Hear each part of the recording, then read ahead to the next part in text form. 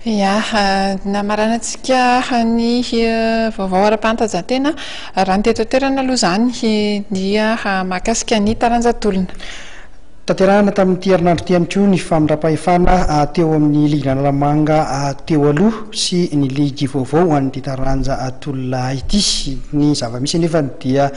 tsy mankatoa izany ligin'Analamanga vaovao zany ry zareo avy eo amin'ny fédération malagasy ny taranjatolona.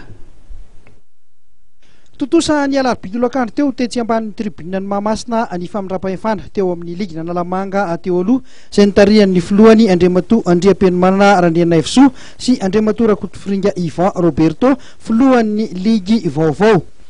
Na dia tsy mankatoa ity ligy ity aza ny fédération malagasy ny taranjatolona dia nanambara kosa ny filohan'ny ligy vaovao Yvan Roberto Rakotofiringa fa vonina hatrany ny tenany hiara asa amin'ny fédération satria hitany fa tsy mampandroso ny disadisa lava ao anatin'ny ity taranja ity. Mampitatana vaovao tenako moa zany dia ny tena votoatiny dia ny ialana amin'ny olakolana izay nitranga tao anatin'ny tontolon'ny Lutte tamin'ny Tontosa satria ny zavatra toy ireny dia anisan'ny tena sakana tsy mampandroso ny fanatanjahantena eto Madagasikara ka ezahana zany tsy hisy ny olakolana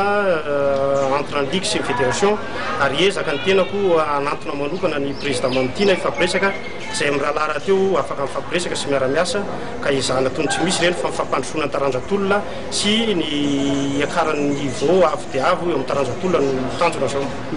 Ny politika fampandrosoana dia ao anatin'ny lafiny teknika dia nisy ny compétition maro izay tsy mba tsy isian'ny atleta matoritory satria rehefa mijanona tsy manao compétition ny atleta dia lasa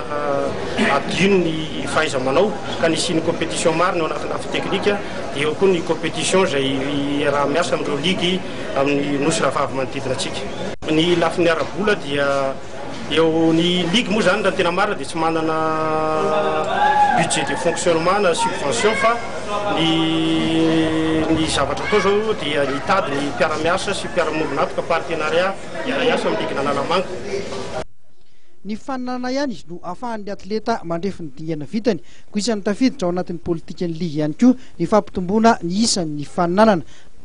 Averina ny fananana isaky ny club na ny interclub izany mba ahafahan'ny atleta miatrika fananana maromaro. Hoezahana ny isan'ny club ampitomboana eto andrenivohitra mba ahafahana manangana section hoy